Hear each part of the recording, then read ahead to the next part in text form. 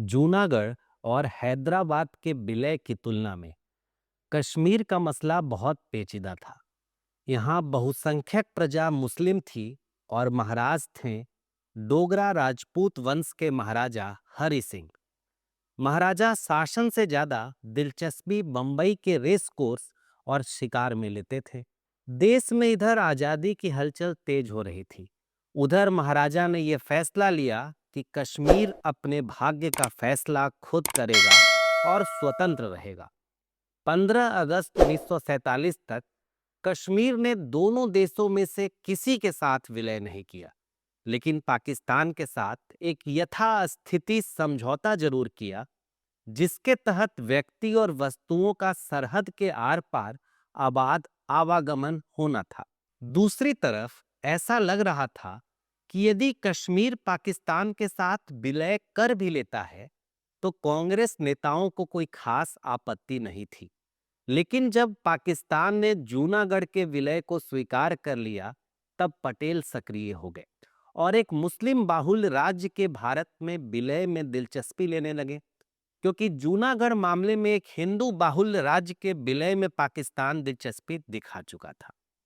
सितंबर 1947 के आखिर में नेहरू ने पत्र लिखकर वल्लभ भाई पटेल को जानकारी दी कि पाकिस्तान बड़ी संख्या में कश्मीर में घुसपैठियों को भेजना चाहता है। ऐसी स्थिति में शेख अब्दुल्ला को रिहा कर भारत के पक्ष में जन समर्थन जुटाना चाहिए, जिससे कश्मीर के भारत में विलय का रास्ता आसान हो जाए। शेख अब्दुल्ला कश्मीर में महाराजा का एक सबसे बड़ा विरोधी था। 1932 ईस्वी में ही महाराजा के खिलाफ बढ़ रहे असंतोष को आवाज देने के लिए एक ऑल जम्मू कश्मीर मुस्लिम कॉन्फ्रेंस का गठन किया गया था, जिसके नेता शेख अब्दुल्ला थे।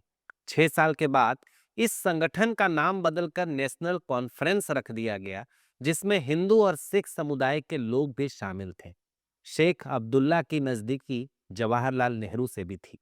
1946 ईस्वी में उन्होंने डोगरा राजवंश से कश्मीर छोड़ देने की मांग की, जिसके बाद उसे गिरफ्तार कर लिया गया था और आजादी के समय वो जेल में ही था। 29 सितंबर को शेख अब्दुल्ला रिहा किए गए। उन्होंने मांग की कि कश्मीर में जनता के प्रतिनिधियों को सत्ता हस्तांतरित किया जाए, वो ही कश्मीर के भाग्य का फैसला करेंगे। इधर महाराजा स्वतंत्र कश्मीर के ख्वाब देख रहे थे और वो कश्मीर को पूरब का स्विट्जरलैंड बनाना चाहते थे, जो पूरी तरह से स्वतंत्र और निरपेक्ष रहेगा।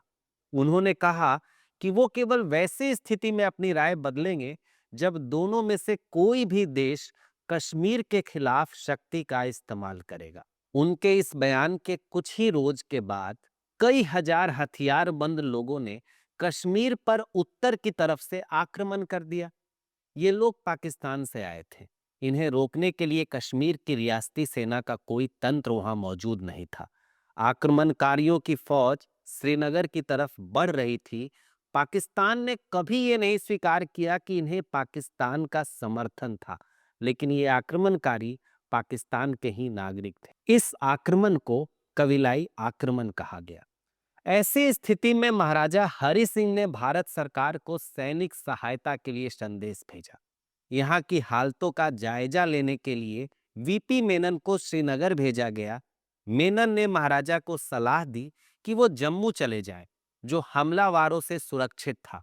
इधर दिल्ली में माउंटबेटन ने सलाह दी कि मदद के लिए सेना भेजने से पहले हरि सिंह से विलय पत्र पर हस्ताक्षर करवा लेना बेहतर विकल्प होगा।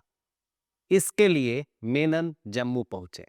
महाराजा श्रीनगर से जम्मू यात्रा के कारण थक कर गहरी नींद में सोए थे। उन्हें जगाकर विलय पत्र पर हस्ताक्षर कराया गया, जिसके बाद 27 अक्टूबर को दिल्ली से विमानों से भारतीय सैनिक और हथियार श्रीनगर पहुंचे और वहां की स्थिति को संभाल लिया। कश्मीर का विलय भारत में हो चुका था। वहां एक अंतरिम सरकार का गठन हुआ, जिसके प्रधानमंत्री शेख अब्दुल्ला हुए। दूसरी तरफ पाकिस्तान कश्मीर में भारतीय सैनिकों की उपस्थिति से आग बबूला हो गया और जिन्ना ने अपने जनरलों से सेना को कश्मीर भेजने के लिए कहा, लेकिन उनके जनरलों ने इस आदेश को मानने से इनकार कर दिया। लेकिन पाकिस्तान सरकार ने कश्मीर के भारत में विलय पर आपत्ति जाहिर की। माउंटबेटन ने इस गतिरोध को दूर करने के लिए जनमत संग्रह का सुझाव दिया, लेकिन पाकिस्तान ने इस सुझाव को यह कहकर खारिज कर दिया कि इसके लिए कश्मीर में पाकिस्तान की नज़र में एक निष्पक्ष सरकार का होना चाहिए।